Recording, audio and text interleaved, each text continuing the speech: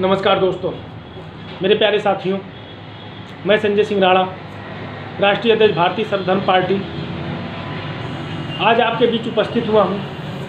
दोस्तों, सर्वप्रथम तो कल जो कुछ पंजाब में हमारे माननीय प्रधानमंत्री के साथ हुआ वह बेहद ही चिंताजनक विषय है। ऐसी घटनाएं देश के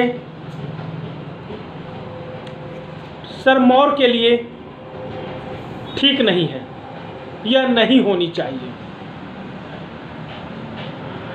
क्योंकि ऐसी घटनाएं किसी बड़े हादसे को निमंत्रण दे सकती हैं। और ऐसा वाकया हमारे देश में पहले कई बार घटित हो चुका हो, चाहे वह इंदिरा गांधी का रहा हो, चाहे वह राजीव गांधी जी के साथ हुआ हो। उन घटनाओं से हमें सबक लेते हुए, हमारी प्रदेश की सरकारों को सबक लेते हुए, हमारे देश के प्रधानमंत्री और प्रमुख संवैधानिक पदों पर बैठे हुए माननीयों की सुरक्षा का विशेष ध्यान रखना चाहिए। साथ ही साथ दोस्तों, मैं इसी विषय के दूसरी तरफ रुख करना चाहूँगा कि ऐसे मुद्दों का, ऐसी घटनाओं का, ऐसी चूकों का राजनीतिकरण भी नहीं होना चाहिए। जिस प्रकार यह जो घटना घटित हुई है, इस घटना को लेकर के सत्ता पर और विपक्ष, खासकर मुख्य व्यक्ति के द्वारा जिस प्रकार का राजनीतिकरण किया जा रहा है वह चिंता का विषय है। इससे यह साफ जाहिर होता है कि हमारी यह सत्ताधारी पार्टी और विपक्ष पार्टी अपने राजनीतिक लाभ के लिए किसी भी स्तर तक गिर सकती है। यह वही पार्टी है, सत्ताधारी और विपक्ष, जिन्हें बेरोजगारी से कोई वास्ता नहीं है, महंगाई से कोई वास्ता नहीं है, भ्रष्टाचार से कोई वास्ता नहीं है, जनता को शिक्षा से दूर होती समस्याओं से कोई वास्ता नहीं है, देश के नागरिकों के स्वास्थ्य से जो खिलवाड़ हो रहा है उस पर प्रतिबंध लगाने से इनका कोई वास्ता नहीं है। सिर्फ और सिर्फ राजनीतिकरण करना, जनता को गुमराह करके सत्ता सुख भोगना ही इन राजनीतिक पार्टियों का, इन सत्ताधारी, चाहे वो विपक्ष हो चाहे सत्ताधारी पार्टी हो, सबका मुख्य एजेंडा है। और ऐसी घटनाएं जिन्हें यह लोग मुख्य धारा से जोड़ करके आम जनता को गुमराह कर उसका घटना के कंधे पर बंदूक रख करके अपनी राजनीतिक रोटियां सेकने से भी बाज नहीं आते हैं। कहना नहीं चाहूँगा, आप समझ गए होंगे कि मेरा आशय क्या है। दोस्तों, मैं आज जो आपके बीच लाइव हुआ हूँ, यह तो चिंता जाहिर हमने किया कि यह नहीं होना चाहिए। दो दिन क्या, पिछले कई दिनों से मैं लखनऊ के चिकित्सा विभाग अर्थात सीएमओ कार्यालय पर व्याप्त अनियमितताएं जो वहाँ व्याप्त हैं, लोग परेशान हो रहे हैं, वहाँ लोगों को सरकारी सुविधाओं का लाभ समय से नहीं मिल रहा है, किस प्रकार गरीबों का वहाँ उत्पीड़न हो रहा है, उनके समय को बर्बाद किया जा रहा है। गरीबों के साथ साथ हमने देखा कि सीएमओ ऑफिस अपनी तानाशाही के लिए जो प्रसिद्ध है, जो सिर्फ और सिर्फ लखनऊ में अवैध रूप से फल फूल रहे निजी शिक्षण संस्थानों पर लगाम लगाने में फेल है। हमारे जिलाधिकारी महोदय भले ही दिखावे के लिए, सरकार को खुश करने के लिए, जनता को खुश करने के लिए दावे करते हैं कि लखनऊ में चल रहे सभी अवैध अस्पतालों पर ताला लगाया जाए, उनकी जांच की जाए, लेकिन हमारे सीएमओ महोदय खामोश बैठे हैं, उन पर कोई कार्रवाई नहीं करते हैं। इसका ताज़ा उदाहरण मैं आपको दे रहा हूं। जब मैं 4 तारीख और 5 तारीख 2 दिन, पूरा दिन मैं सीएमओ ऑफिस में वहां की गतिविधियों को देखने, समझने, परखने के लिए वहां पूरा दिन मैंने दिया और देखा लोग किस प्रकार परेशान हो रहे हैं किसी काम के लिए। जब तक चढ़ावा नहीं चढ़ाएंगे, वहां मैं नाम ले रहा हूं, वहां एक बाबू हैं धीरेन्द्र सिंह, जिनकी मेज पर अगर आप 2000 रुपये नहीं रखेंगे तो आपका कोई काम नहीं होगा। अगर आप अपना परिचय दिए, अपने स्टेटस को बताने की चेष्टा की तो आपको इस तरह गुमराह कर आपका पूरा दिन बर्बाद कर दिया जाता है। सीएमओ ऑफिस में धीरेन्द्र सिंह के टेबल से, लेकिन आपको सही सलाह नहीं दी जाएगी, आपका काम नहीं होगा।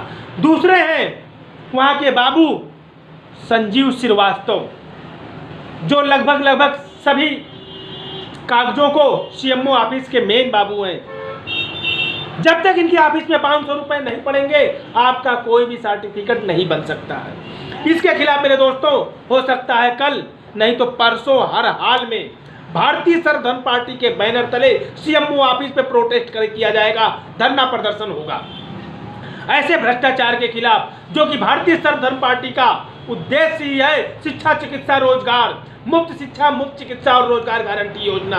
और जब शिक्षा और चिकित्सा से जहां खिलवाड़ होगा, वह भारतीय सर्वधर्म पार्टी खामोश नहीं बैठेगी। वह चाहे किसी भी पद पर बैठा हुआ अधिकारी क्यों न हो, भारतीय सर्वधर्म पार्टी उसके पोल को खोलने के लिए, उस पर उंगली उठाने के लिए, उसे भ्रष्टाचार में सम्मिलित को दंडित कराने के लिए हर संभव प्रयत्न करेगी। और आप सबसे अनुरोध है कि अगर आप हमारे इस प्रोटेस्ट में शामिल होना चाहते हैं तो आप हमारे व्हाट्सएप नंबर 9415320564 पर कॉल करके हमसे संपर्क कर कल या परसों होने वाले प्रोटेस्ट की जानकारी ले सकते हैं। मेरे दोस्तों, तो मैं कह रहा था वहाँ किस प्रकार अनियमितता हो रही है, मैं आपको बता रहा हूँ।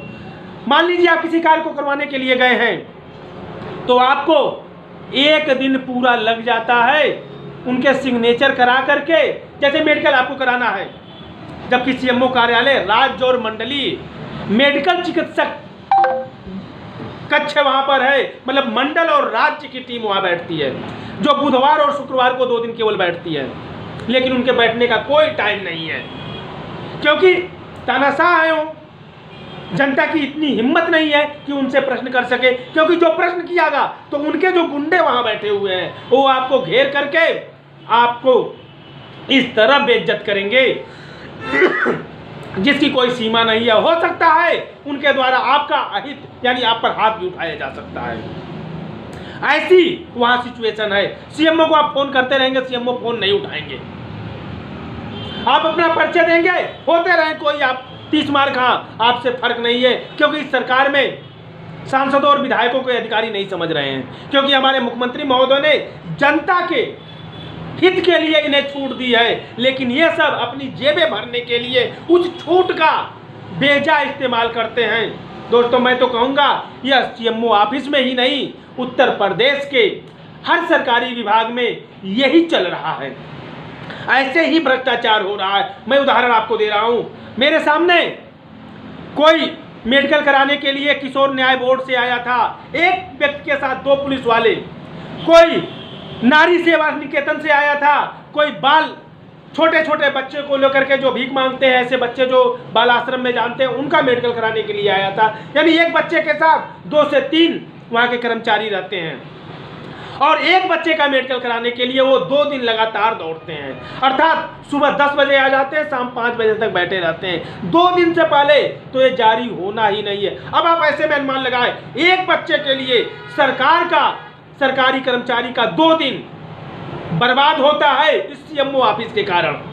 अगर वही कर्मचारी अपने ऑफिस में रह करके कुछ और कार्यों करते तो हो सकता था वो 2 कर्मचारी 50 लोगों की समस्याओं का निराकरण कर सकते। लेकिन सीएमओ कार्यालय की अनियमितता के कारण, क्योंकि सरकारी ऑफिसर उन्हें चढ़ावा देगा नहीं, पुलिस वाला जो उनको लेकर के आया था मेडिकल कराने के लिए, वो उन्हें 500 के नोट तो देगा नहीं कि जिससे उसका कार्य जल्दी हो जाए।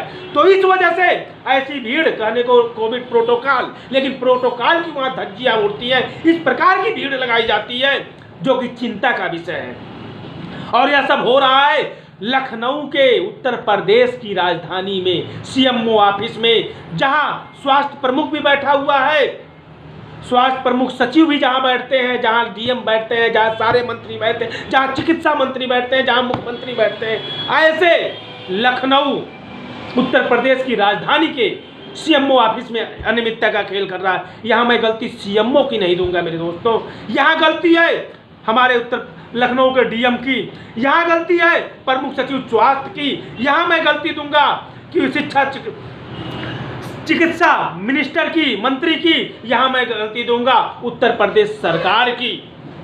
जो ऐसी घटनाओं पर लगाम लगाने में विफल है।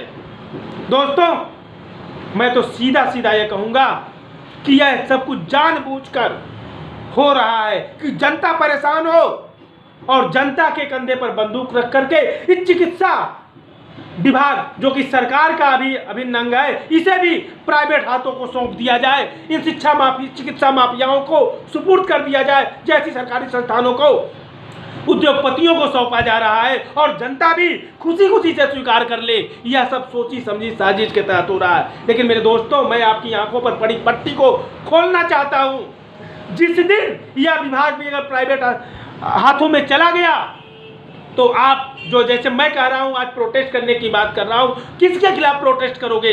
अगर वहां किसी के खिलाफ आवाज उठाओगे तो ये प्राइवेट संस्थानों के जो बाउंसर होते हैं आपको धक्के मार करके बाहर निकाल देंगे। आप कहीं भी कंप्लेन नहीं कर सकते हैं। उदाहरण मैं देता हूं, चौधरी सिंह हवाई अड्डे पर आप जा करके किसी प्रकार की कंप्लेन करके दिखाइए, वहां के बाउंसर आपको अंदर हलने ही नहीं देंगे, घुसने ही नहीं देंगे। इसीलिए मेरे दोस्तों, मैं संजय सिंह राणा, राष्ट्रीय अध्यक्ष भारतीय सर्वधर्म पार्टी, आप सभी से हाथ जोड़कर अपील करता हूं, सरकारी संस्थानों की इन अनियमितताओं के खिलाफ आवाज उठाइए, जिससे सरकार को इसका प्राइवेटीकरण, निजीकरण करने का मौका न मिले। नहीं तो फिर हम हाथ मलते रह जाएंगे।